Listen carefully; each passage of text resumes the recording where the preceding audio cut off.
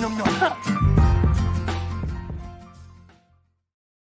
Good morning, Sac City. Welcome in to another edition of the Sac City Podcast. I am your host, the one and only Vinny Milani, joined as always by you know what? I'm just gonna do it. I said I already went in it. I'm gonna do it anyways. Joined as always by your boy, AJ Johnson, and most importantly, we're joined as always by my best friend in the whole entire world. I hurt his feelings. It's a great start to the show if I'm hurting his feelings this early on. He is Aaron the Mukesiah Mukes. It is a beautiful August 16th morning here in the city. Episode 68 is about to get underway. We are breaking down the Packers, breaking down the Vikings today in our season previews.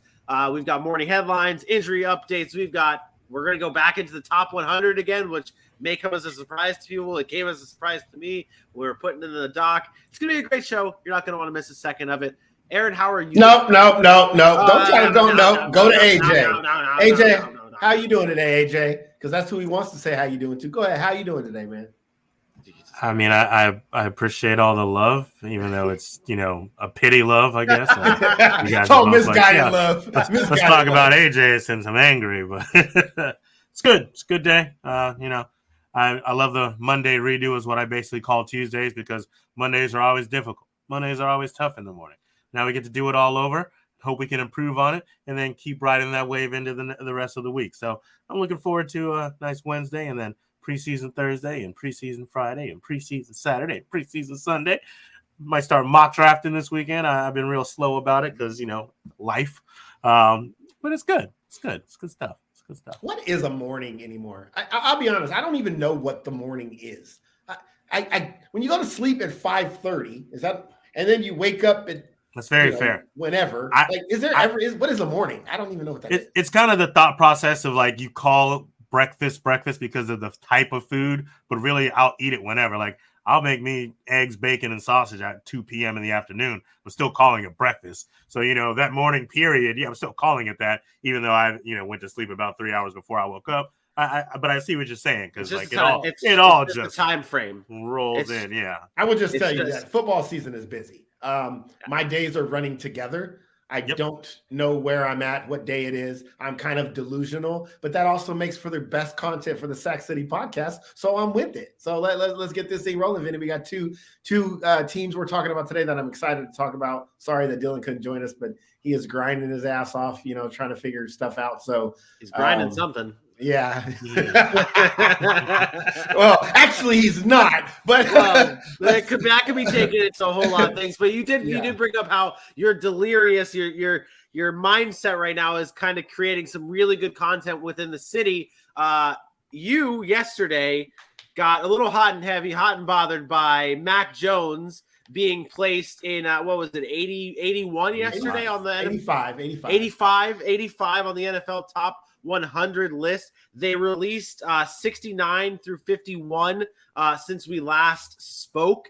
And we've got some new quarterbacks on this list, starting with Derek Carr at 65, Russell Wilson at 61. Head over to the next group. We've got Kyler Murray at 57. We're starting to see the quarterbacks be revealed throughout the top 100. Mac Jones, obviously, 85. This might become a thing on this show as we're breaking down quarterbacks in the top 100 because of where Mac Jones was. Aaron, what are your thoughts on these the latest reveals? Yeah, I got a couple of things on this. So first, I'm starting to get worried. And this is not really a Mac Jones point, but I'm starting to get worried because Kyler Murray's name is up there, Russell Wilson, Derek Carr, and there was no Lamar Jackson. Lamar Jackson's not on this list. And, I was speaking with somebody earlier today about that, and I just got to bring it up. Okay, Mac Jones. So the argument for Mac Jones, and this is why I'm bringing up Lamar Jackson. The argument for Mac Jones was Pro Bowl, leader, and I don't know if you guys got a chance to see the actual video. Did anybody, Vinny, did you watch the video that they put out? Like you mentioned yesterday, they didn't have it, but now they do.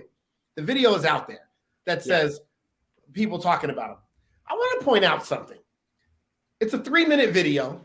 For the first minute and 50 seconds, they speak to two of players in the NFL that say nice things about Mac Jones. They're his teammates. They're not other players. They're his damn teammates. Of course, one of them is his offensive lineman. Of course they're saying nice things. The other one was Matt Judon, who plays for the Patriots. Yeah, of course they said nice things about Mac Jones. After that, they started to get into some other people. One player, I forgot who it was. I don't even think he was a player, like a good player. He was trash. The other one was Chandler Jones. And constantly throughout the piece, the 3-minute piece, all they kept saying was, this guy is going to be good. This guy is a great leader. This guy can corral people and get people hyped up. This guy is going to do this. This guy is going to do that. I thought the list was supposed to be about what the guy did in 2021. So I'm sorry that I watched the 3-minute video, and you know what I said after that? I said, this made it worse. This absolutely made it worse because they didn't say anything. They didn't say what he did last year to deserve anything, what he's capable of as a talent right now. They just said he's going to be. This is what he could be. And I'm like, that's not what the list was about. Well, exactly my point to yesterday. They kind of already shot themselves in the foot because they don't. We talk about what's the criteria that goes into this, and a lot of people bring up what they did it's what they did last season. You look at Kirk Cousins, who was in the upper 90s on this list, and Mac Jones, who was 85. Kirk Cousins had more yards, more touchdowns, less interceptions.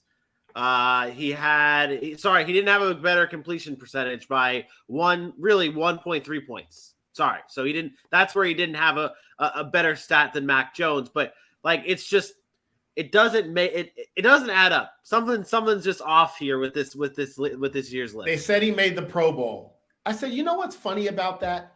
Lamar Jackson's nowhere on this list. Lamar Jackson threw 16 touchdowns last year. That's all. Just 16. Nothing special.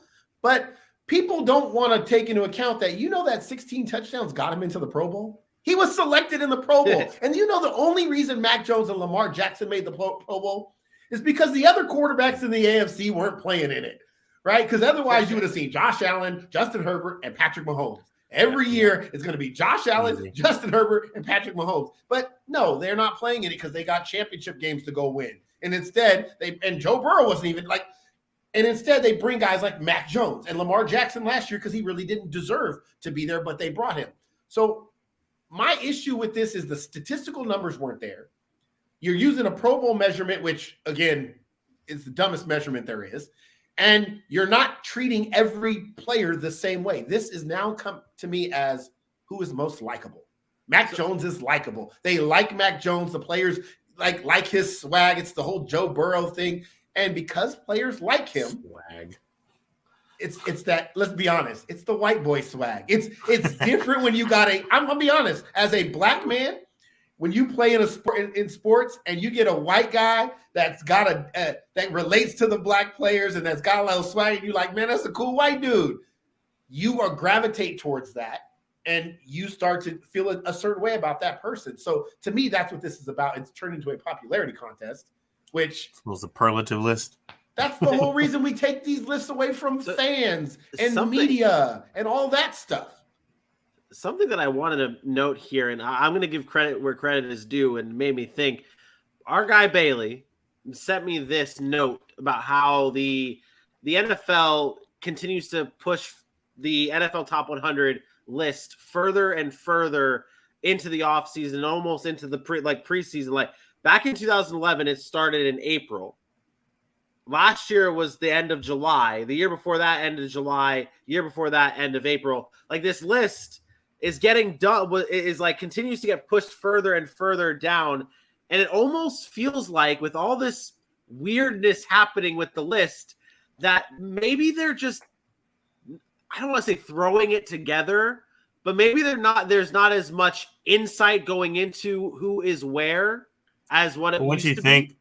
Once you think if they moved it back, they'd have more time to put it together and work on it. I think they moved it back to correlate it with the 100-day countdown. I think the NFL is the most strategic league in all of sports. and they are not dumb, and they are always going to capitalize on what is going to bring the most viewers. And I'm sorry, but sometimes in July, people don't care about football. The diehards do, but the regular people don't.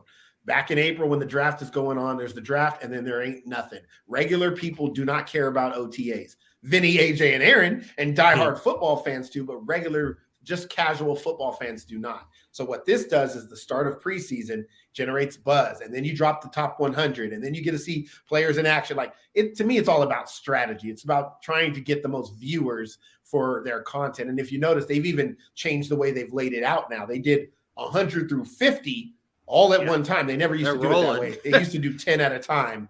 Now they did 100 through 50. They're going to do, 49 through 21, and then they'll do the top 20 that last day. So I think that's more strategic than anything. But again, to your point, Vinny, as far as I think it's not working. I don't think this list is working. I think the players voting was supposed to make it work, and I don't think it's working because you can't account for personal bias, and that there's always going to be personal bias in lists like this. Whoa, as the thunder rolls in my apartment. That was thunder? That it's thundering outside really bad. Shit. So that was my stomach. Yeah, I honestly, that was the football god saying, "What the hell are you guys doing, putting Mac Jones in the top 800 or whatever?" So, it's this list. I'm irritated by it, but now it's intrigued me because I'm looking at every player that's ahead of him and every player that's behind him. Maybe that's. Hey, I told you this last night off the air. Controversy creates conversation. But this is the only name on the list so far that I've looked at and I said, you know what, I feel is wrong. That's all they needed to throw in that little grenade, and now it blew it up, and now everyone wants to talk about it. It's as much wrestling as I've watched over the years of all the Eric Bischoff controversy creates cash. That's what's happening right here. Controversy is creating cash with the NFL and Mac Jones being at 85. I think the NFL wants Mac Jones to be good. I think that's what it's about. Of course they do. I think they want Mac Jones to be. So, I mean, that, like you said, pushing the narratives. They're going to push Mac Jones. We saw it when he was drafted and went to New England. Like the minute they went on a win streak, they were talking him up like he was just tearing up the world. And I'm like, how do you I know they were winning games, but it's not like he was out there throwing for 50 touchdowns. He had 22 at the end of the year. That's a little over one a game, barely over one a game. It's not special, but yet we were talking about him as if he was special. And that's the narrative that the NFL is pushing and the media is pushing. And I'm sorry, but I'm not for that. Push the narratives of the great players being great. Tell me Justin Herbert's great. I'm with you. Don't tell me Mac Jones is great when he's doing 22-13 and getting slapped out of the playoffs by a Buffalo Bills team. I don't like that. I don't like it. Don't like it. AJ? I know I think we were all on the same page. None of us like Mac Jones there. And you have been more of a Mac Jones supporter than I have. And you even said like you didn't think. No, not at all. I mean, now you'll see the little comparative Tom Brady photos, like put him next to the board and show his flabby stomach, and hopefully in 20 years they'll be like, the Patriots do this. They find that guy who's not athletic, but they fit the mold, and he has one job, and he only attempted 2 passes, but that's the Patriot way. I mean, they literally got their clone of Tom Brady and just hopes that he can end up being statistically anywhere near that. If he can bring even 2 championships to him in 20 years, they may say it was a success. Mac Jones will never win a Super Bowl with New England. That may be. The next background I'm going to give you, Aaron, is a side-by-side photo of Joe Schmo Tom Brady at the combine, and then flabby Mac Jones smoking the cigar side by side. That's your next background. But let's move on. Let's go on to our morning headlines here. We're starting things off with the Denver Broncos signing former Pittsburgh Steeler linebacker Joe Schobert to a deal that brings him in really to replace some injuries and add some depth to the linebacking group of the Denver Broncos. Last year, Joe Schobert played for the Pittsburgh Steelers, 16 games, 112 tackles. He comes in, brings some depth and some much needed depth and a lot of leadership to a linebacking group in Denver. And it's an underrated signing is what it is to me. The other move that happened today, or yesterday, I should say, is really it kind of doesn't matter, but it does matter. It needs to be brought up. J.J. Arcega-Whiteside, the former second-round pick for the Philadelphia Eagles, has been traded to the Seattle Seahawks. for defensive back, and I'm hoping I can get this pronunciation right. I did not do my research, and I should have. Ugo Amadi from the Seattle Seahawks, the cornerback, is heading to Philadelphia. A swap for these two players who have underperformed so far with these teams. Hopefully can have some new life in their new homes. Last but certainly not least, Danny Shelton is signing with the Kansas City Chiefs. The former nose tackle just recently finished up a season with the New York Giants, also played with the Detroit Lions. And as you can see here, he did most of his damage playing for the New England Patriots. He comes to a Kansas City Chiefs team who, remember, and I'm not going to say he's going to have the same impact as Melvin Ingram had, but remember when they brought in Melvin Ingram and Chris Jones was able to flourish because of that? Maybe Kansas City can strike gold again with Danny Shelton being added to their defensive line. Bada bing, bada boom. There's your morning headlines, brought to you by Manscaped's Body Wash. Get your Manscaped Body Wash today. It is loaded with your ultra premium body wash infused with aloe vera and sea salt to keep your skin feeling so fresh and so clean. Get your Manscaped Body Wash today. Use that promo code SACCITY at checkout to save 20% off and free shipping. That's manscaped.com. Get your body wash today. Boom! Can I pull the curtain back? Do it. You know what's so wild? And like yes, I noticed it, but it didn't really dawn on me until you mentioned it in those morning headlines. So all that Danny Shelton B-roll I got, literally, there was one that was on the New York Giants YouTube page, one was on the Detroit Lions YouTube page, and the other one was like a YouTuber's page. Yet they were all him in Patriots uniforms. Like he did nothing for them or something. Like it's really wild. Like I'm just really thinking about that. Like New York Giants and the Detroit Lions had all highlights of him as a Patriot on there. I must have missed that part because I fell asleep during the J.J. Arcega-Whiteside B-roll. I really fell asleep. Like I didn't even think. I feel like that was only because they couldn't get rid of Jalen Rager. I feel like they should have sent him in a package deal. Let's talk injuries, Vinny. Let's talk injuries. Injury report update. Jimmy Ward, Niners defensive back, who's now suffered a significant hamstring injury. That could be a problem. We talk about a team every year. It seems like their secondary is the question mark. They go out and get a Charvarius Ward. They lose a couple of other guys, but they had young guys like Ambry Thomas come in last year and play well. And now Jimmy Ward has a hammy. They are not sure how long that's going to keep him out. That's going to be a big hit if he is not available for them as we start the season.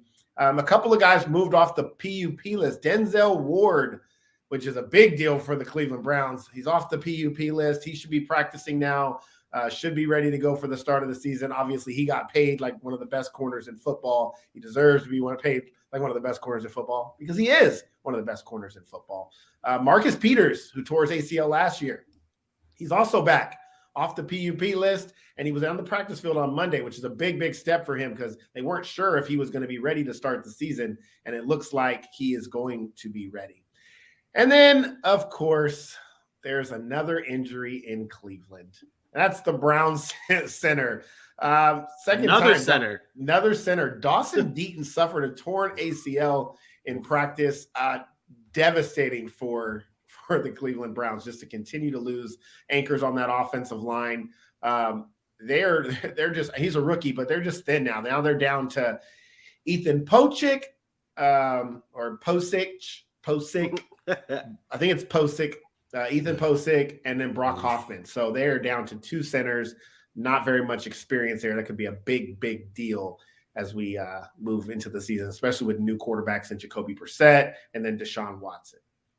I'm going to be Posick of watching them quarterbacks get sacked all the time. Oh, my goodness. It's interesting. Like, it's like the Bucks, it's both their centers going down, and the Cleveland Browns, it's both their centers going.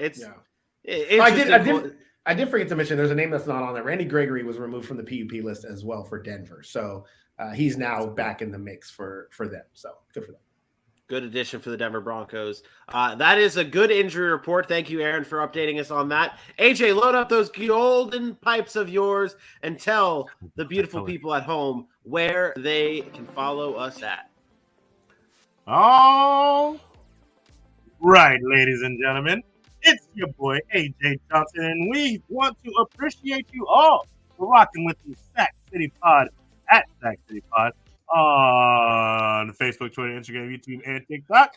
I am reacting very well to what I am seeing, and what I am seeing is that you are headed to Sac City Pod on Facebook, Twitter, Instagram, YouTube, and TikTok to hit those likes, hit those follows, hit those shares. And of course, once you're done doing that, you're going to tell everybody in the whole wide world that you just followed Sac City Pod on all of your favorite social media platforms and tuning in Monday through Friday at 10 a.m. Eastern right here on YouTube to rock with the best content in the NFL on the interwebs. Yes, sir. Yeah, it sounded like you were a little underwater swimming there, but that's okay because Sac City is now brought to you by Manscaped, who is the best in men's below-the-waist grooming products, precision engineered tools for those family jewels. Manscaped Performance Package, the ultimate men's hygiene bundle. Join over 6 million worldwide who trust Manscaped with this exclusive offer. 20% right now. Go to manscaped.com. Free shipping. Type in the code SACCITY. And if my math correct, that's 12 million balls, Vinny. So many balls, man. There's so many balls. So many balls. That's right. The Performance Package 4.0 has arrived, and it's a game changer. Inside the package, you'll find the 4.0 trimmer, the weed whacker, the ear and nose hair trimmer, the ball deodorant, the crop reviver toner to shine those balls up real nice, and you get a pair of boxer briefs. Plus, you get the wonderful newspaper that Vinny's wife likes to read when she's sitting on the toilet. Sorry, Alicia, shout out. Just make sure you go to manscaped.com. Save. You get 20% off. Plus, free shipping. And that paper right there is beautiful. You get that in the package as well. Type in that promo code SACCITY. And again, unlock your confidence. And as always, use the right tools for those family jewels. This right here is the, oh my God, I hit the button. This right here, boys. This newspaper is the real deal, okay? Like, we save balls. Dude, there's some really good writing in here. Like, it's not just like this is better than like the New York Times, okay? This newspaper almost makes the entire package worth it. And then you get the nice little ball trimmer. It's all good shit, man. It's all good shit. The newspaper got more screen time than the ball trimmer. Yeah, well, honestly, man, that's what separates Manscaped from other products is the fact that they put that kind of effort into making their stuff so special. So get your Manscaped products today. Sac City. Use the code SAC City at checkout for 20% off and free shipping. Woo! What a good start to the show. And it's only going to get better from here. We are diving into the Packers and the Vikings and their season preview. We're going to start on the offensive side of the ball for the Green Bay Packers. Aaron, what will this offense look like this year? No Davante Adams, a whole new group of wide receivers coming in to be to fight for Aaron Rodgers' attention. What is this offense going to look like this season? Yeah, I think you're going to get a lot of what it looked like a couple of years ago. We talked about Aaron Rodgers in the back-to-back MVP years, but Aaron Rodgers is not one of those quarterbacks that comes out every year and throws over 600 times. Matter of fact, he's only thrown over 600 times once in his career. I think the Green Bay Packers are going to do exactly what they did in 2020 when they went 13-3 under Matt LaFleur. They're going to run the football. They're going to run a lot of play action, and they're going to look for those big plays as they come. Remember, in 2020, he only threw for 4,200 yards. He had 48 touchdowns to 5 interceptions. The year before that, he only had 26 touchdowns to 4 interceptions when LaFleur first got there. They ran the ball a ton. I think that's what they go back to without Davante Adams and a real threat on the outside that's established. I think the Green Bay Packers lean on an A.J. Dillon, lean on an Aaron Jones out of the backfield to create mismatches that way against linebackers and safeties, and don't feel the pressure to have to find that deep threat into Davante Adams or get the ball to a guy 20 times in a game or whatever his target volume is, because they don't have that guy on the roster. So I think it's smarter coaching from LaFleur, more patience on the offensive side of the football. But ultimately, as weird as this sounds, I think it could lead to more efficiency. And we talked about this with Kansas City losing to Tyreek Hill. It's never good when you lose a player of Davante Adams' caliber.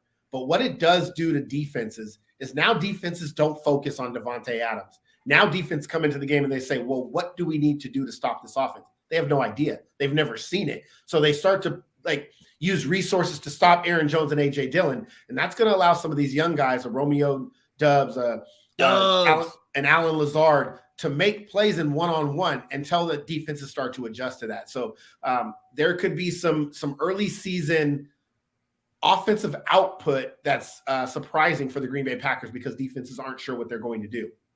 How long do you think it's going to – obviously, lots of new faces. How long do you think it's going to take for this offense to really be cooking on all cylinders? Like, how long do you think it's going to take for this offense to fire? How long does it take Aaron Rodgers to walk from the locker room to the field? Ooh, I don't know. I haven't timed that. I didn't bring my stopwatch. The minute Aaron Rodgers steps on that field, that offense will be fine. Okay. Aaron Rodgers is on the field, that offense will be fine. We can point to the playoff game where they struggled. Yeah, it happens. They'll have bad games. They had a bad game week 1 last year when they got blown out, right? We were like, uh-oh, what's going on with the Packers? Uh-oh. Yeah, well. As long as Aaron Rodgers is under center and healthy, they will be fine. I don't care who the wide receivers are. So let's do some predictions here. We're not going to do the record predictions, but I want to do some offense predictions here. Who is the leading wide receiver at the end of the season for the Green Bay Packers, AJ? Are you talking yards wise, reception wise? Who at the end of the season, who are we going to look at and say that's Aaron Rodgers' new number 1 target? I think it's going to be Christian Watson. That's my thought process. I think he's going to come up to that level. I believe Alan Lazard will start that trend, but the talent will just win out. Obviously, always barring health, of course, because he's already been on the PUP list and already been taking it slowly. But I think Christian Watson will be that guy by the end of the season. Aaron Jones. Aaron Jones will probably lead that team in catches and receiving yards this year. It's gonna be crazy. We talked about that. We talked about that a little bit in our offseason. If you missed our offseason previews or our training camp previews and stuff with the Green Bay Packers, it's available on our YouTube at Sack City Pod. I mean, just thinking about that of Aaron Jones leading his team in rushing and receiving, and that being possible, and he won't lead him in rushing. He won't lead him in rushing. He'll have Aaron Jones will have between 70 and 90 catches this year. And he will have between 800 and 1,000 yards, and that will lead the Green Bay Packers in receiving this season because there's going to be so many other guys. And what's the rushing total?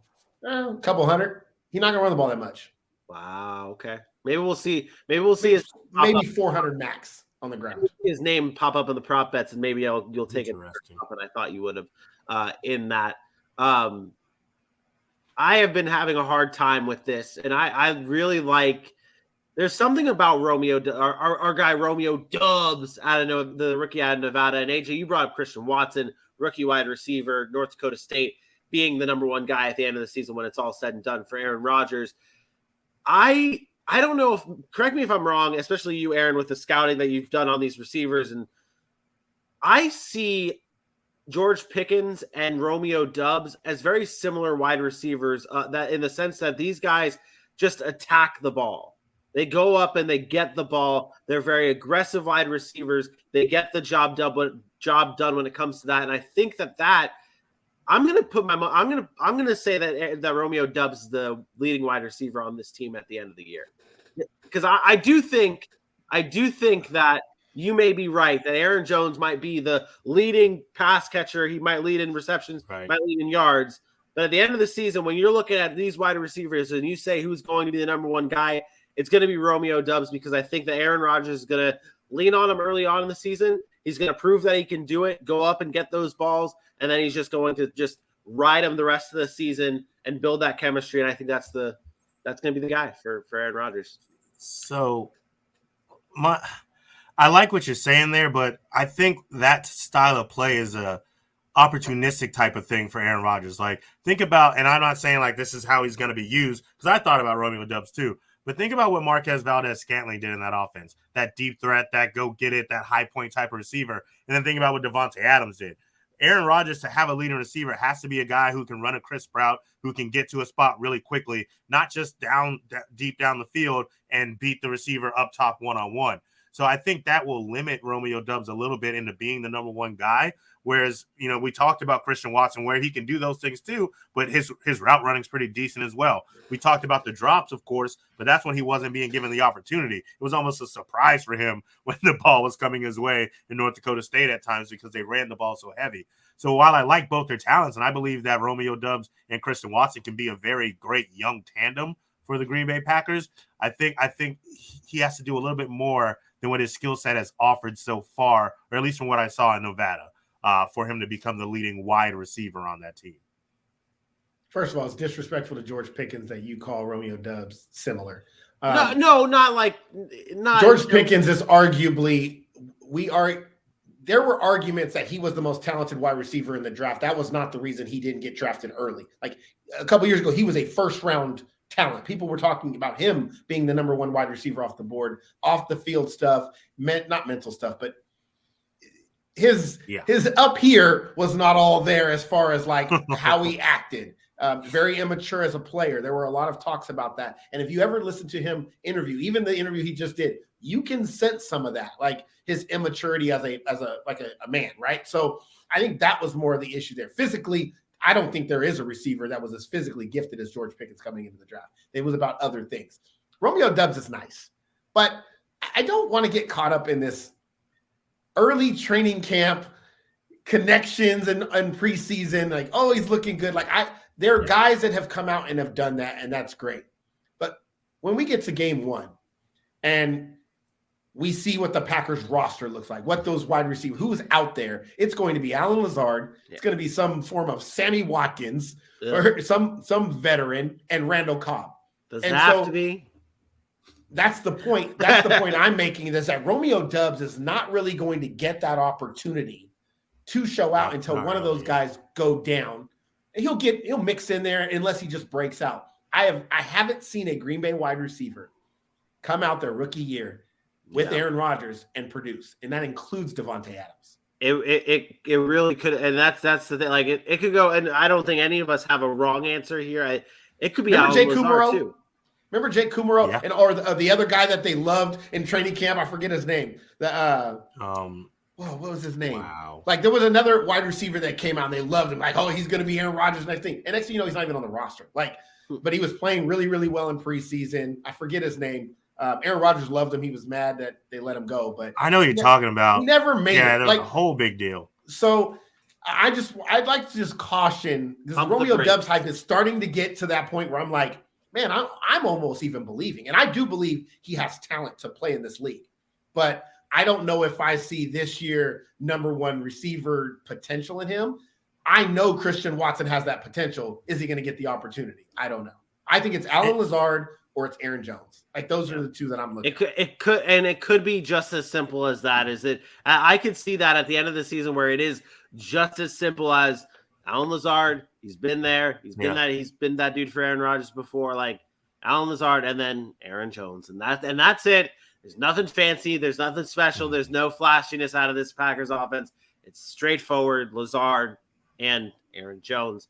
AJ, on the defensive side of the ball, though, lots of talent here, including a star cornerback in Jair Alexander. Lots of talent on this Green Bay Packers defense. What's your biggest concern, though, for this team moving forward? Yeah, my biggest concern, and honestly, I'm nitpicking here, it's going to be if they have the ability to stop the run. I think that's the one thing that the Green Bay Packers are really going to need to focus on the defensive side of the ball. Last year, they allowed 4.7 yards per carry. That was the third highest in the league. I think they were tied with another team for that. But the thing for me is, I say it's a concern because that's what the issue was last season.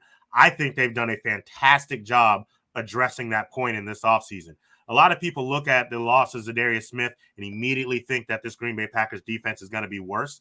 And I don't think that's the case. I mean, you look at what happened last season and some of these guys that are coming back that just emerged and had a sort of a breakout season, like Rashawn Gary, who just went scorched earth, had 9.5 sacks, 8 tackles for loss, a staggering 28 QB hits. Like, he was getting after the quarterback along with Preston Smith, who was doing that. You look on the defensive line, and Kenny Clark and Dean Lowry both had noticeable seasons, getting better each year. And then they took, while we were sitting here, Asking the same question we've asked for 20 years. Are they going to take a receiver in the first round? No, they took 2 first-round picks and addressed their defensive line in 2 speedy guys and 2 powerful guys out of Georgia in Quay Walker and a Devontae Wyatt. Guys who can stop the run, guys who can stop the gap, and also get after the quarterback. And they didn't even get to scratch the surface in Georgia because there were so many great players on that defense that they were able to rotate and keep these guys fresh. So I think they did a fantastic job in the offseason addressing this run issue. And I think you're going to see it jump up in waves. And this defense is going to figure that issue out as well as being good in most everywhere else. I don't want to say they're going to be the best defense in the league. I think there's some other teams that can make that argument, but I think they'll be in the conversation. This has been a defense that has been right there for the last couple of years. And it just seems like when they get that one thing figured out, something else just kind of bites at their ankles that they have to fix. And I think they're getting it put together this season. I think you should have did it. I think this is the best defense in football this year.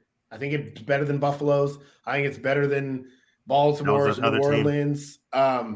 I think this is the best defense in football in 2022. And I'm not just trying to throw a hot take out there. Like when you look at this roster from top to bottom, there are studs everywhere. We didn't even mention the fact they went out and got Jaron Reed, a run stopper from Kansas City, who's a legit defensive tackle on the inside. You have a Preston Smith, Devondre Campbell, Rashawn Gary, and Quay Walker, arguably the best linebacking core in all of football if Quay Walker comes out and does what he's supposed to do. Devontae Wyatt's a defensive tackle out of Georgia who's really, really good first-round pick and is a backup. So he's not even going to come in and be asked to play a full complement of snaps.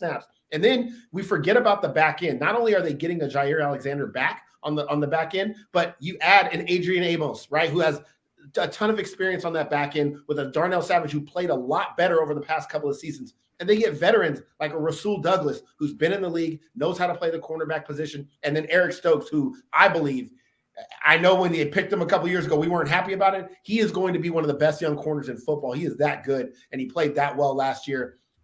This is the best defense in the NFL, in my opinion, going into 2022. You son of a bitch. You son of a bitch. You had me looking. I was like, you said it, and you're like, oh, no, spicy, not meant to be a hot take. And I was like, man, that's spicy a little bit. I don't know where I stand on that. I don't know how to feel about it. And then you brought up Eric Stokes, who I loved last season. I loved Eric Stokes. I can't with you. That defense, you can't name a defense right now in the NFL that's loaded top to bottom with just names that we could just, maybe it's on paper, maybe it doesn't plan out, whatever. But can't name a defense that has the name without the injuries. Without the injuries, the Buffalo Bills was the other team that I was thinking about. I mean, because that's the only that's why I said argument, because I do understand, like, if Jordan Poyer and Micah Hyde are good to go, when Tre'Davious White gets back, what they expect Kyer Elam to be. Don't forget, we enjoyed watching Carlos Basham and Gregory Rousseau. They added Von Miller. They have on paper studs basically everywhere. But it's just, is it going to come back together? They did a very damn good job last season, except for the one game that everyone wanted to talk about against the Patriots. And so that's why, looking at this and what they did, like this draft, and I don't know if I know we said they had a good draft, but I don't know. I think we underrated how great the Packers' first couple rounds in this draft were, because this is not something that's uncommon, though. They've done this year after year. They've been loading up on defense for years, and people keep mad and crying and stuff because they don't go out and get a wide receiver. But this is what Green Bay has done. They've loaded up on a defensive talent.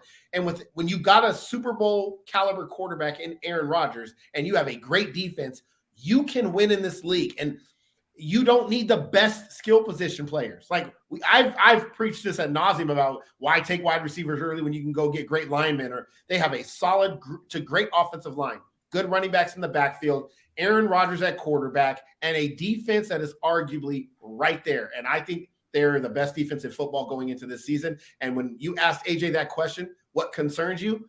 The only thing that concerns me on the Green Bay defense, only one thing can derail this defense, in my opinion, is if they have injuries. That's it. I don't think anything else will derail this team. If they're healthy, they are going to be elite.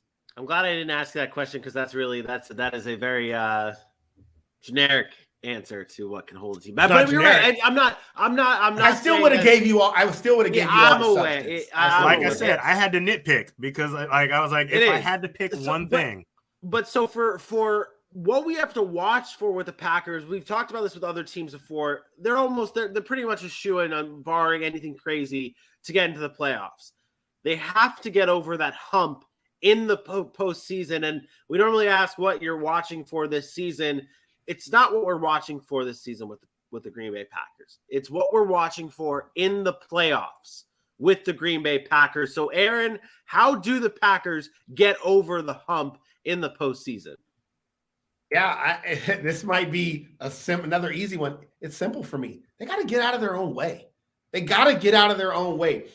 you just flash back to the games they've lost to the 49ers over the past couple of seasons, or the Tampa Bay Buccaneers in the NFC Championship games, it's what do I do on fourth down? It's coaching decisions. It's a blocked punt here and there. It's I can't stop 3rd and 9 when the ball's handed off to Deebo Samuel. Like they're like basically trying to give you the ball back and you're not making these plays. They can't get out of their own way when it mattered most, and that's been in the playoffs. It's reminiscent of when we talk about the Dallas Cowboys not being able to get out of their own way, or the Los Angeles Chargers not being able to get out of their own way. It's like something in the playoffs happened where they get real tight, and everybody on the field is real tight except for maybe Aaron Rodgers, who we all know he's confident. But they just have to find a way to get out of their own way. Stop making the stupid penalty on 3rd and long. Stop giving up rushes up the middle to block a punt late in the game. And we saw it again with the Niners game last year, 10 points on the offensive side of the football, 10 points from an Aaron Rodgers-led team. And Aaron Rodgers and Devontae Adams had already connected for 90 yards in the first half. Devontae Adams didn't have a catch the rest of the game. Like, these kind of things are Matt LaFleur comes to coaching. How are you scheming? How are you making adjustments at halftime and then being able to close out games? It's hard to explain, because I don't think it's anything from a talent perspective or anything they can't overcome. They just have to get out of their own way. Makes sense. That's it. Yeah, and they're in the Super Bowl. It seems like the answers for the Green Bay Packers and everything really laid out for the season is very simple for the Packers. It's stay healthy, get out of your own way, and you have a damn good shot at winning the Super Bowl this year. That's it right there. Let's take a look at the odds, though. Our prop bets for the Green Bay Packers. If you're new to the show, we are giving you our locked and loaded bets for the Green Bay Packers. Over 11.5 wins is at plus 110. Over 31.5 Aaron Rodgers passing touchdowns is at minus 115. And over 1,300.5 total Aaron Jones yards is also at minus 115. There's a juicy one. There's a juicy plus matchup there, or plus odds there for wins. Aaron, what are you locking and loading here? I will take the under. Lock in my. I know it's not on there, but whatever the under is to that Aaron Jones is, I'm locking that in. I don't think he gets to 1,300 yards. I don't think he has enough. I don't think he has enough rush yards to do it. Wow. I think so this goes back to what you said earlier. You brought up the fact that he's going to have around 1,000 receiving yards. I don't say 1,000. 800 to 1,000, okay. Somewhere in there. I'd say he can get 800 receiving yards, but I don't think he's going to get the ball enough on the ground. I think A.J. Dillon is going to be a huge factor this year on the ground, because I do think they want to deploy Aaron Jones more in the pass game. I could see 8 to 10 carries a game for Aaron Jones. 8 to 10 carries a game is not going to get him enough yards. It's going to be 45-yard games, 40-yard games, 30-yard games. Maybe every once in a while he has a big game and goes for 80 or something, but I don't see that a lot. It would take some magic to me for him to get to 1,300 total yards. I think between him and A.J. Dillon, I think they just split it too much time. So I want to make the comparison so maybe like an Alvin Kamara type season where it's really mostly in the passing game and the rushing yards are there, but like not because so really you're not. It's actually the flip flop. You're really thinking he's going to be killing it in the passing game and not really like. Yes, he's like going to be more of a receiver than he is a rusher. He's going to be a running receiver. That's fair. It's fair. I mean, let's look at a guy like an Alvin Kamara. Say whether it's reversed or not. Alvin Kamara is always around like 1,300 yards, whatever combined, and he's never ran for 1,000 yards, right? So that's the kind of season I see from an Aaron Jones. Could it be close to the 1,300 yards? Yeah, but I just don't think he gets there. I think it's 8-4. 7-5, whatever about it is. 1,200. Around 11 to 1,200 yards total, which is about where Aaron Jones probably should be at anyways, if he was just strictly a running back. So, I just think A.J. Dillon's too much of a factor in the run game they're not going to just stop going to him. Okay. AJ, what are you locking and loading here on the prop bets of the Green Bay Packers? So last year I had Aaron Rodgers as my MVP. So knowing this year that I can't go that way again, I don't know he can do 3 in a row. I do believe he's going to throw over 31.5 touchdowns, though. That just seems like something he's going to be very good at doing, is putting the ball in the end zone. And with more weapons, so to speak, I think you can lock that one in. I mean, he had 38 or 37 last season, 48 the year before that. There was a slight drop off before, but other than that, I think he, that what's it called? Haskua, his psychedelics. It starts with an H. I can't remember how they pronounce it. It ain't my type of shit. You know what I'm saying? But he's gonna be real zen all season. He's gonna be one with the game of football, and the ball and the passing talent is just going to flow out of him naturally. So lock in over 31.5 touchdowns for Aaron Rodgers this season. So I'm really kind of surprised at both of you here with the prop bets that we had listed here. One of them was over 11.5 wins is plus money at plus 110 here. Obviously, it's not like plus like a lot. You don't win like that much money if you were to get that right. But we'll get into our schedule predictions here. When we covered the NFC North during the offseason, Aaron, you had 12-5, AJ 13-4, and myself 12-5. Neither of you wanted to go down that route of locking in 11.5 wins. Aaron, I'll start with you for record predictions. Why did you not lock that in, and what do you have them going? You got to get my handy dandy paper. Listen, 12 wins is a lot. Regardless of what team you are, 12 wins is a lot of wins. I'm not banking on 12 wins. I'm not betting on 12 wins. 12 wins in the NFL is hard. So you're talking about 1 or 2 games here, but Green Bay is going to win a lot of games. They're going to win. I mean, like I said, I still have them at 12-5. I have them beating most teams, losing to Buffalo, Minnesota, Philly, the Rams, and Miami. 4 of those on the road. The other game is the Rams at home. But I think Green Bay is too good of a football team to be bad. I'm not going to pick them to be bad. And then I think it's just not 12. I'm never going to bet for 12 wins. Like 12 wins it can happen, but it's too much to bet on. So I'm never going to lock that in. I think Green Bay is still a good football team. I still think they're one of the best teams in the NFC. And do I think they're going to get over 11.5? Yeah, but I'm not betting on it. That's why it's plus money. The reason Vegas or the odds are plus money is because they know how hard it is to win 12 games in the NFL, even for a team that's done it now in back-to-back years. It's hard to do. I just can't bet on it. AJ, what do you have? Back years. I still think they're going to go 13-4, but part of it was having a little fun. I think there's a lot of stuff on that odds list that can go the right way. 11-5 was as simple as it is. Let's take that back. Not as simple as it is, but as confident in it as I am. I also believe in Aaron Rodgers, so I just enjoyed that prop bet a little bit more. I do have them at 13-4 still. I think they have a series of 4-game win streaks in this. I have them losing in week 3 to Tampa Bay. I have them losing in week 8 to Buffalo. Close games and everything, but top tier teams that they're on the road against. And then 4-game win streaks after both of those. So I think they're going to have a fantastic season. It's like you said, it's only about the playoffs for these guys. Their schedule's easy. I mean, they don't have a tough schedule. It's not. I mean, I don't say easy, but it's not a hard schedule. Right. They have a lot of games that they're going to win on there, and it's not something again that I'm looking at saying they can't win games. I just think it's just hard to bet on. But the schedule is very, very favorable for the Packers. Yeah. I'll lock mine in at 12-5 as well on this Packers team. I think they have a very good season. And again, it's really about the playoffs. But Aaron, where do we have the Packers in our preseason power rankings? Our preseason power rankings, the Green Bay Packers, they're in the top 5. They're number 4. The Green Bay Packers, number 4. on our power rankings, the Sac City power rankings, that's a good looking list right there. You notice a lot of those teams have been in the playoffs the past couple of years, won their division.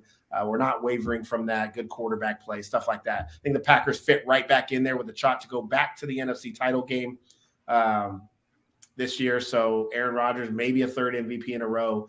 Packers will be right there. Packers number 4 on the Sac City preseason, or I guess, preseason power rankings. Man, if Aaron Rodgers goes 3 straight years of MVP type football, that would be unbelievable. That would be incredible. That would be incredible. Good catch. His preseason MVP odds is plus 1,000 to win the MVP this year. I'll say it now. I'm picking him to win MVP again. So, you put money on it? I would. Ooh. I just don't trust. Part of the reason you do that, part of the reason it's a great bet is because he has won it back-to-back years, and he doesn't have Devontae Adams, which means if the Packers go 13-4, like AJ predicts, 12-5, and Aaron Rodgers throws for 4,000 yards, 35 touchdowns, 5 or 6 picks. Where's my wallet? Where is my wallet? 5 or 6 picks. What are they going to say? Are they going to say it was a worse year than last year? They can't, because they don't even have Devontae Adams. They have no choice but to say it was a better year. And there were quarterbacks that threw for more touchdowns last year, threw for more yards last year, but were not as efficient as Aaron Rodgers. And if Aaron Rodgers does it again this year, just like last year, he will win his 3rd straight MVP, and it'll be well-desered. I should have put that as the prop bet. Aaron Rodgers plus. It's the same thing, though, with Patrick Mahomes. Patrick Mahomes has a chance this year, if he has a good year, that he's likely to get it over guys like Tom Brady, over guys like Justin Herbert, because they don't have the perceived weapons that those other guys have. So if they have comparable seasons, it'll go to one of those guys. Man, that's a good take. It's a good take. I like it. Good stuff on the Green Bay Packers. We're now going to move on to the Minnesota Vikings and their season preview. AJ, I'll start with you on the offensive side of the ball. New look offense, possibly. You know how we've talked about it before. O'Connell comes in, takes over this offense. Kirk Cousins still there. Dalvin Cook, Justin Jefferson, Adam Thielen. Lots of weapons. What does this offense actually look like this season? You know, when you think about it, Kirk Cousins being at 99 might give a little fire to this season, because there's going to be a lot on his shoulders again. I mean, all the dude does is throw for 4,000 yards, and now you're entering into an offense that they are going to air the ball out. Justin Jefferson is excited to have a lot of fun. Adam Thielen is going to be trying to get back to his old ways. You look at what Kevin O'Connell did with the Rams last season. They were a top 5 passing offense. They would have been the year before, but no disrespect, they had Jared Goff and fell out of the top 10.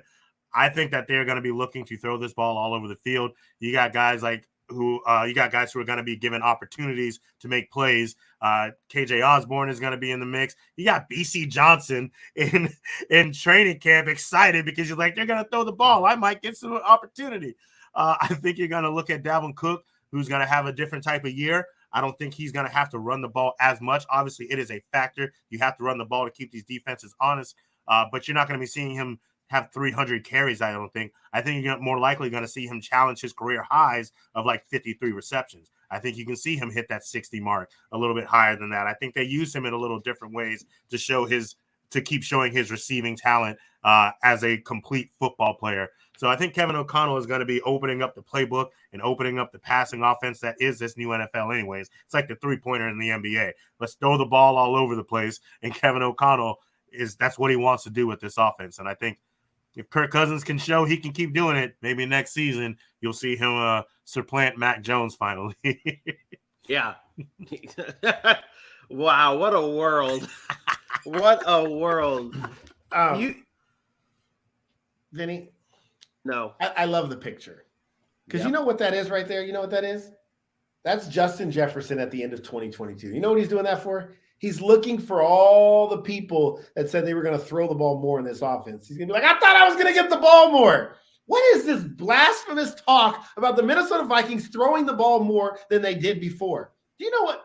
Last year, the Rams threw the ball 600 times. Matt Stafford threw the ball 600 times. You know how much Kirk Cousins threw?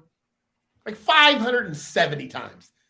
That's like 1 or 2 more passes a game is what the Rams threw. We act like this guy's going to come in and throw the ball 50 times a game. It's not going to happen. They are going to run Dalvin Cook. They are going to run a lot of play action, and they are going to look for this guy, Justin Jefferson, and they're going to find him and Adam Thielen. There is not going to be some significant change in the way the Minnesota Vikings are running offense.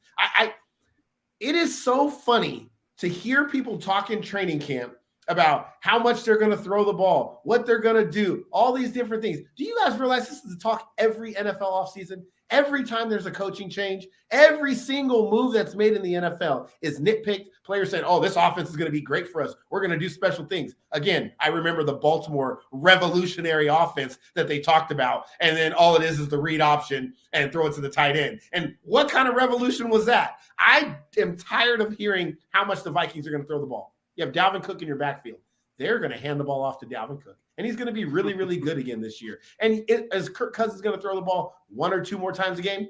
Maybe. But that's not going to change what the Minnesota Vikings offense was, because they already had a great offense.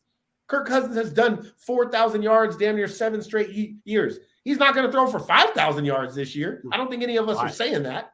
What you said? Why not? Why not? Why not? Why can't he throw for 5,000 yards? He has the offense talent to do it.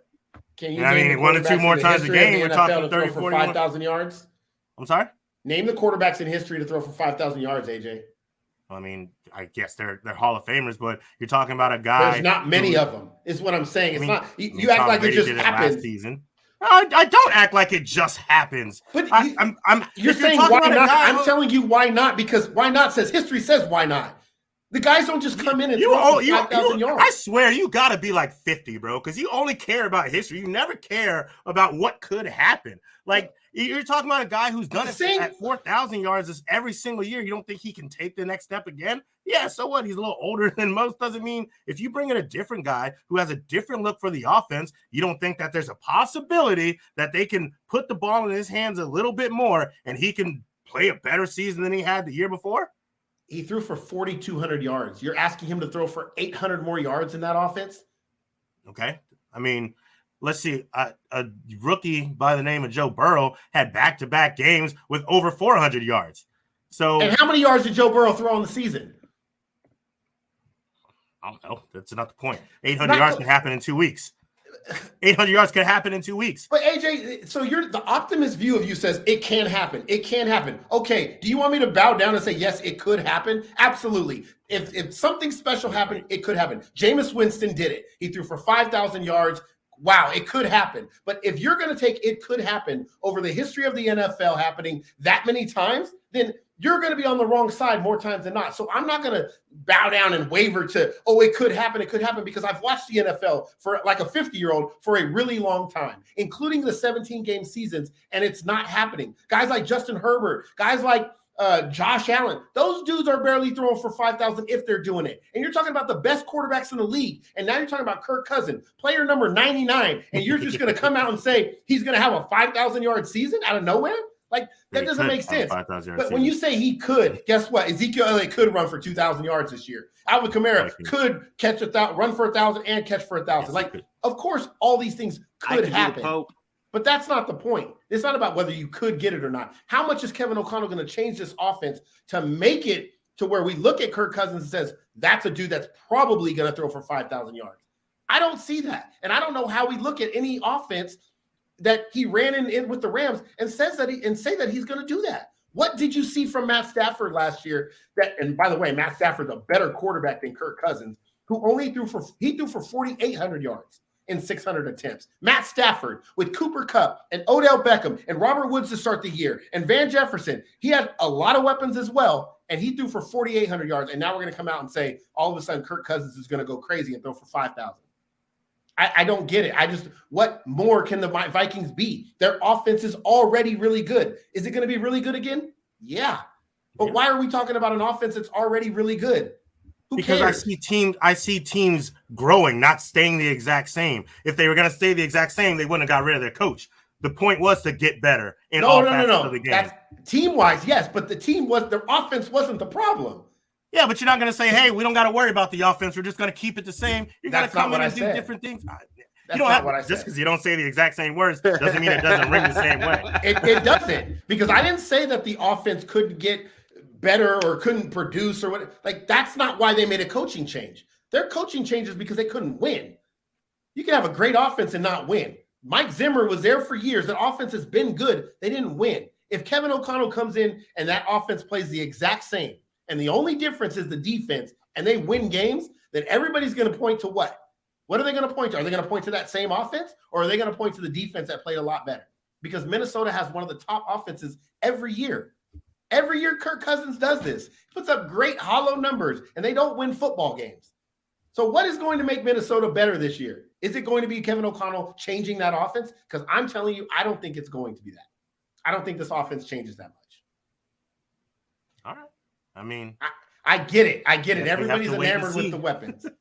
Everybody's enamored with the weapons, yeah. but to me, they're the same weapons. Justin Jefferson's broken records. Adam Thielen, double-digit touchdowns. Dalvin Cook running crazy every year. What is going to be better? How could they possibly, offensively, really get that much better? I mean, I could say things, but you'd hate it because it'd be bringing up other guys who are also going to get opportunities. And now we're talking about Alexander. No, are you kidding? You can bring up Irv Jones and KJ Osborne and those Irv guys. Smith. Irv Smith. Every time they're throwing to those guys, you guess who's not getting the ball? Justin Jefferson, Dalvin Cook. But that's my point. Damn it. I mean, that could be the difference for Kirk Cousins right there. The fact that other guys are also getting the opportunities. I'm just saying. It is not out of the realm of possibility. I'm sorry. I can't say. I like what Kevin O'Connell came from, having those type of weapons at the Rams, and then a guy who I believe you and I think is better than Cooper Kupp and a Justin Jefferson. And maybe no, he won't put up the numbers that Cooper Kupp did last season because that was astronomical. I will give the Rams that. But having this spread of weapons again and then being the head of this whole thing, I like the opportunity. I like the chance. I guess all I'm saying is when we talk about like milestones, and we can get close. There's guys that have been close 48, 49. Like he's been close. Kirk Cousins is actually throwing for 4,900 yards in his career before. And I'm not saying, like I said, but when you talk about the quarterbacks that throw for 5,000 yards, and we just let that just roll off our tongue, outside of Jameis Winston's fluky of a season, crazy of a season, it's guys like Dan Marino, Drew Brees, Peyton Manning, Ben Roethlisberger, Patrick Mahomes, Justin Herbert. Kirk Cousins isn't that. I don't even know how we're even having this debate. It's Kirk Cousins. I'm very happy that we now have back-to-back years where the Minnesota Vikings have given us just a golden line. And I'm not saying I'm not want to go here because I didn't. Yeah. I was gonna tell everybody I'm not laughing at the Minnesota Vikings this year because I actually do think they are going to be a better football team. And AJ didn't necessarily say Kirk Cousins is going to throw for 5,000. I know. But it is just golden that we can have back-to-back years of Sack City podcasts of having Dylan last year saying that, well, he actually committed to saying the NFC Championship game would feature the Minnesota Vikings. At least AJ didn't fully go full frittata and say he's going to he just said why not. The optimist of AJ gives everybody the benefit of the doubt. Oh, my biggest fear here is now that Kirk Cousins is going to have a turd of a year, and then next season I'm going to have the Carson Wentz hanging over me. We can have a Kirk Cousins, Carson Wentz turd graphic together. Oh, that'd be fantastic. That's what I'm hoping. As long as he doesn't have a lot of Monday night football games or primetime games, he might throw for 6,000. No, stop. Exactly. Oh, wow. Oof. All right, let's go to the defensive side of the ball because that is what actually really has a lot of people's attention on the Minnesota Vikings because they have been the Achilles heel to the Minnesota Vikings. That has been the problem of the Vikings last season and the seasons prior. Aaron, what player or maybe even what position group has to step up the most for the Vikings defense this season? Yeah, I talked about the defensive line before, but I'm going to go to the back end, and it's actually really two people that have to step up, and it's sad that this has to be the case, but it's two rookies. It's Lewis Cine and it's Andrew Booth, and the reason they have to step up is because the guys that are in front of them right now, and a Cameron Bynum and a Cameron Dantzler, maybe it's a Cameron thing, they're not very good. And then, so what happens on the back end, you have an older Patrick Peterson, an older Harrison Smith who really can't do the same things they used to do. They have great veteran leadership, but they can't bring the same kind of level of play that they were bringing in the past. So you have to have some young guys step up and be good. And unfortunately, the secondary in the Minnesota Vikings has been pretty bad. So I'm looking directly to those rookies who maybe they weren't. Andrew Booth wasn't a high pick. He kind of fell a little bit.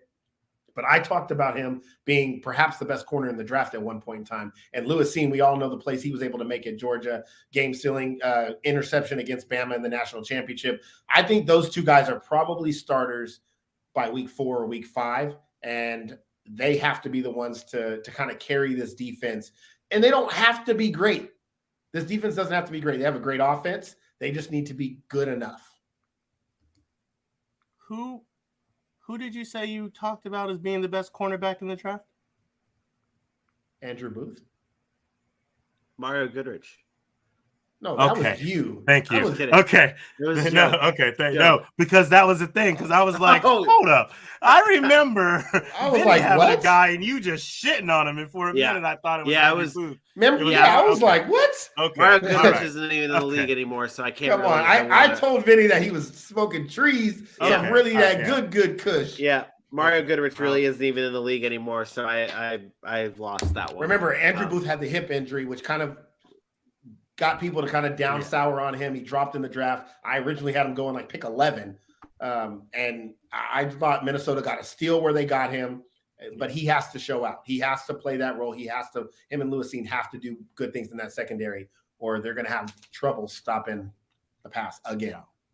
It's coming back to me now. I recall this because he didn't want to hear the Andrew Booth talk. Vinny kind of shat on Andrew Booth a little bit because of Mario Goodrich. And I really wanted Mario Goodrich to be a thing, and it's probably not going to happen. Yeah, but AJ, what are we watching for this season with the Minnesota Vikings? I mean, it's that. It's what can this defense do? We've talked a little bit. I don't want to go back to back on what he's saying here, but we talked about what this offense already is and what they're capable of, what Kevin O'Connell is possibly going to bring. The only Achilles heel is, look, just using all y'all words, the only Achilles heel is their defense. I'm looking for what Zadarius Smith is going to bring to this defense and how he can change the pass rush and how he can change that linebacking core. And then I'm watching to see if they can actually get back to their playoff winning ways. It's been a minute, but they have it was Case Keenum, of course, but I think this is the type of season that in the NFC North, they can be looking at a wild card playoff berth and try their best after that. So, how many games last year, like close games last year, did the Minnesota Vikings lose? Does anyone remember? A lot. It was like 14. Like 7.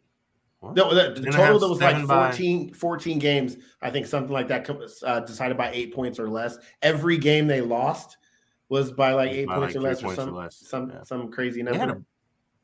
What was it, 5 games by a total of 15 or 18 points? You know what that reminds me of? The Chargers had a season like that a few years ago. And it goes to show, like bad teams find ways to lose. And I'm not saying Minnesota's like completely bad, but that's the NFL, man. A lot of these games are going to be toss-up games, are going to be close. You got to find ways to win. And that's part of Kirk Cousins' problem is he doesn't win those games. I think that's kind of what I'm looking for. Like not to steal your thunder, AJ, or to adding on to it. That's what I'm watching for with this Minnesota Vikings team is can they finish the job? You just said it. Good teams find ways to win. They just do. Good players, good quarterbacks find ways to get their team into a position to win the game. And that's what I want to see that's what you have to see from the Minnesota Vikings this season is finishing the job, those one possession games being on the right side of it and not because it bothers me. It drives me bananas when like Vikings fans will say we were 3 games or 4 games away from being 13 and 4 or whatever it is. Like, but you lost those games. Like that's what happened. You lost. Half the teams in the NFL could do that. Half the teams in the NFL could say that at the end of the season. Anybody could say that. Anybody could say that. Evan Ingram could say, I would be the best tight end in the entire NFL if I just caught those balls that I dropped last season. Like anybody can say that where, if such and such happened, then I would have been great, but it didn't. That's what I want to see from the Minnesota Vikings to say, okay, we're finishing the job. We are winning these games. We are finding ways to win. And maybe O'Connell could be able to bring that type of winning atmosphere to the Vikings coming from Los Angeles, who just obviously won the Super Bowl. Did you guys happen to catch the Aaron Rodgers interview about who are the toughest defenses he's ever played against, like toughest guys, defensive schemes. You guys didn't. Todd, he talked a lot about Todd Bowles, Bucs coach, but the more I listened to him, the more I felt like, you know what? Mike Zimmer was a scapegoat in Minnesota. Aaron Rodgers talked about that the toughest defenses he ever faced were in Minnesota when Anthony Barr, Michael Kendricks were linebacker, and Harrison Smith and those guys, Danielle Hunter and all those guys up front. He said Mike Zimmer's defense was unpenetrable. Like the way he ran his defensive scheme, it caused confusion. He said that's the only guy that's ever made me confused as a quarterback. And then I looked last couple of years at their roster, and I'm like, the Vikings didn't do him any favors. Vikings didn't go out and get defensive talent and provide him the pieces to. And I worry about the same cycle. You go and get an offensive coach now because you felt that was the issue, even though your offense had been pretty good. And now, where does that leave the defense once again? So I'm watching for these rookies. They drafted Brian Asamoah, Caleb Evans, Lewis Cine, Andrew Booth. Are those guys that are now projected right now as backups? They're going to have to play starter roles by the end of the year. If they're not starting by the end of the year because they're either inexperienced, then this Minnesota Vikings team has no shot. Like their defense has to be the reason that they improve. If it's just, hey, we're scoring more points at the end of the day, I still think they're going to finish where they always do, 9-8, fighting right on the cusp of the playoffs. And maybe they get it, maybe they don't, but then they'll be gone. Like, to me, that's just what it is. Yeah. Well, let's do that. Let's shift gears and let's do a record prediction, because that's kind of where we're trending towards here. We'll look at their schedule. Get out your handy dandy. Let me get my sheet. Yep. Our off-season records: 9-8, 9-8, 8-9 for myself. Aaron, what does the magical handy dandy notepad say, and are you sticking with it? Yeah, a little calculations, and I'm staying with 9-8. I think it's going to be an up and down season for the most part of the beginning part of it. Tough games: Green Bay, Philly, New Orleans, Miami at Miami early in the season. That's probably going to be a hot one. And then you go to Arizona and Washington. So they're kind of up and down. They'll win some, they'll lose some. But late in the season, I have them actually going on a run after that Dallas game. I think they go on a nice run. They beat New England, the Jets, Detroit, the Giants, Chicago to end the year. So they finish strong, getting them to 9-8. And we'll talk about whether they get in the playoffs or not. But 9-8 will get you in consideration for a playoff spot in the NFC, right? So they'll be right there fighting for that, one of those wild cards. I thought about, a lot of people are picking them to win the division. And a lot of it's because Kevin O'Connell and what they think this offense is going to be. And a lot of people are mad or down on the Green Bay because Devontae Adams is gone. I don't know where that's coming from. I don't. But I have heard a lot of people as picking Minnesota. Colin Cowherd did it. A lot of people picking Minnesota as a dark horse sleeper. I do think they are a playoff caliber team. They can get there if their defense plays a little bit better than they did last year. So that's about where I have them, but not really going any further. I think the division is very much written how it's going to fall. I mean, I think you're going to see it be the Packers, the Vikings, the Lions, the Bears this year. Vinny, to just go ahead and help you. I'm actually going to bump them one and give them a 10-7 record. I do think some of those close games that happened last year can fall in their favor. The change, and this comes a little bit after what we were talking about in our Arizona Cardinals and Kansas City Chiefs preview. If you haven't seen it yet, go check it out on YouTube. I think they can catch Arizona in week 8, and that was a game I originally had them losing because I was thinking about the talent we have seen with Arizona in the past years, but thinking about it more, Arizona didn't really get better. They did a couple things, but they didn't get better. And that's a game that you can see even with that Arizona team that they could have been in contention, that field goal situation near the end. And if that's the case, I think that's something that this team with that talented offense and maybe a defense that's playing energized and focused that week could get the better of an Arizona team that week. So I'm going to bump them one game, give them 10-7, and still fighting for a wild card spot because Green Bay is going to lock up that division. Yeah, plus you have Kirk Cousins throw for 5,000 yards, so you got to give him an extra win. It helps. Don't just be taking all the shit I broke down and give them the surface thought. I put a lot of thought into the reason behind it, so you didn't hear all that. Big time Kirk Cousins. Kirk Cousins. God, favorite quarterbacks are Kirk Cousins and Carson Wentz. What a bunch of turds. You know that question. It's like if you could meet any famous guy, Carson Wentz and Kirk Cousins, that'd be the first names out of my mouth. Gross. I'm gonna pivot. I'm gonna pivot for my record as well on that. I had them 8 and 9. I do think that I like the additions, the rookie additions from Lewis Cine, Andrew Booth, and the linebacker from Oklahoma, Brian Asamoah.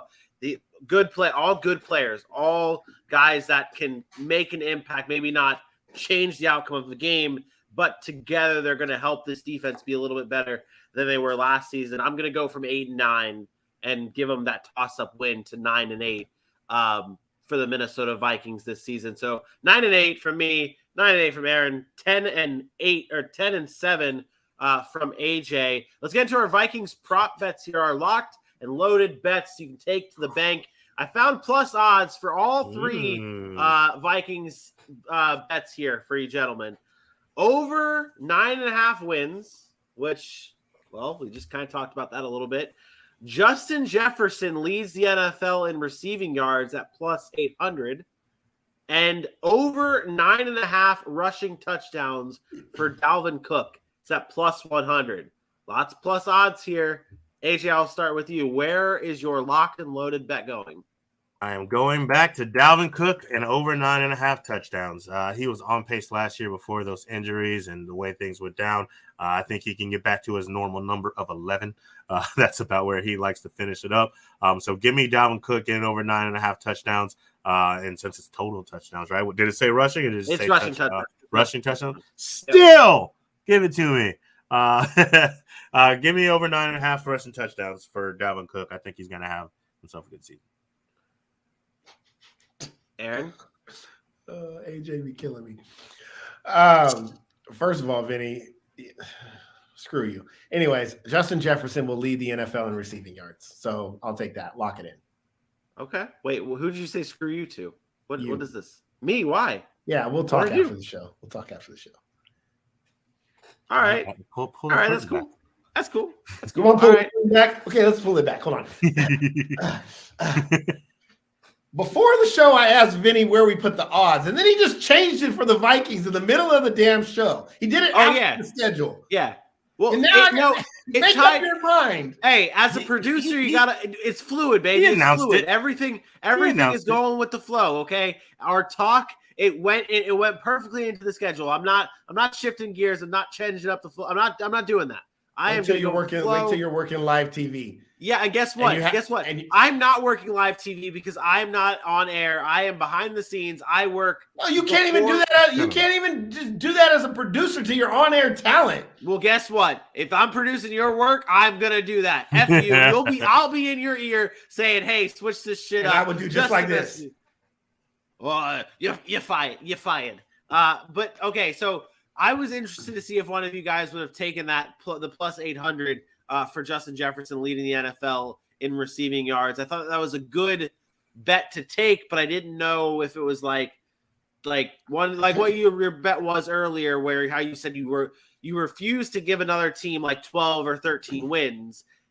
I didn't know if that would be a same route here with Justin Jefferson. You're getting plus 800. So plus 800 is a great return for a guy that's been right at the top of the past couple of seasons. And who is he going to – you're looking at the landscape of the NFL. Who's contending? Jamar Chase? There's a lot of weapons there in Cincinnati. Is he going to be able to have one of those 300-yard games like he did at the end of the season to really elevate him to where he got? Really, the only other person we're talking about here is Cooper Kupp. And we all know how I feel about Cooper Kupp. He's great, but that regression is coming with Allen Robinson there. I don't see him doing the same output. Devontae Adams is now in Vegas. We don't even know what that offense is going to look like at this point. What other receivers really? Stephon Diggs is probably the only other guy that I look at and I'm like, yeah, he could have one of those years if Josh Allen and him are just connecting. But Justin Jefferson, I don't know.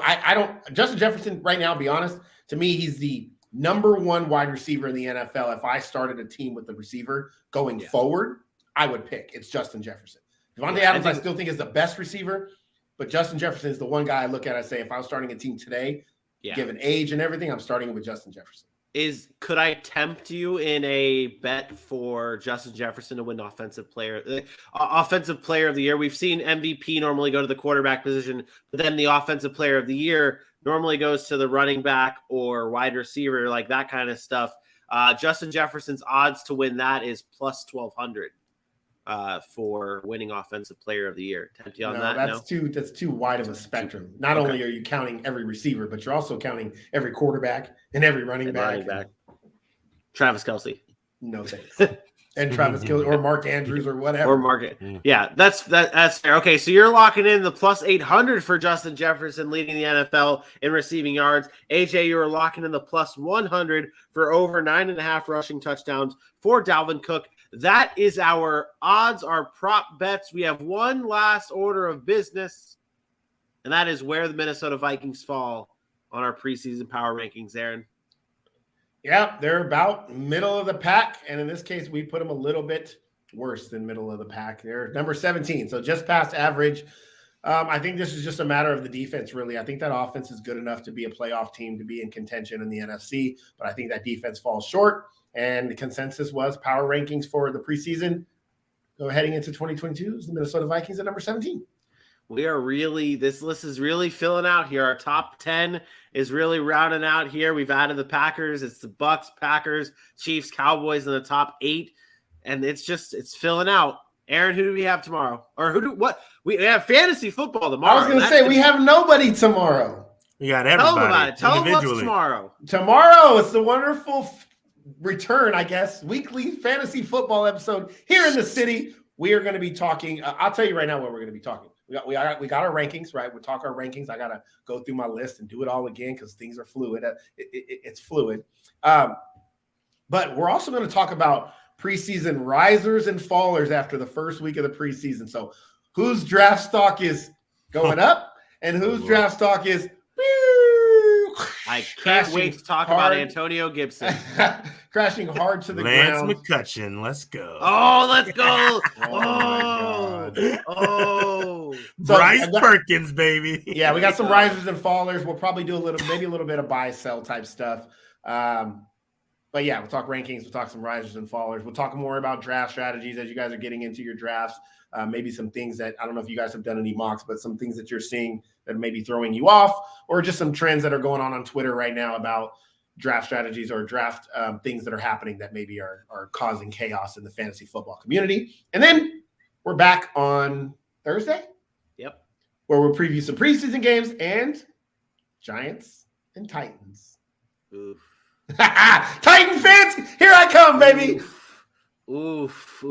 Nick from Nashville is not going to like that episode. But either way, you're not going to want to miss a single second of Sac City live at 10 a.m. Eastern time right here on YouTube. And if you miss any of our episodes, they are nicely clipped for your viewing pleasure on our YouTube page at Sac City Pod. If you're listening to us on a podcasting platform, we do appreciate you listening and taking the time. Make sure you write us a review. Let us know what you think of the show so we can either get better or we can take your criticism to heart and maybe stop the show if you don't like us that much. No, we're not stopping shit. We're not stopping shit.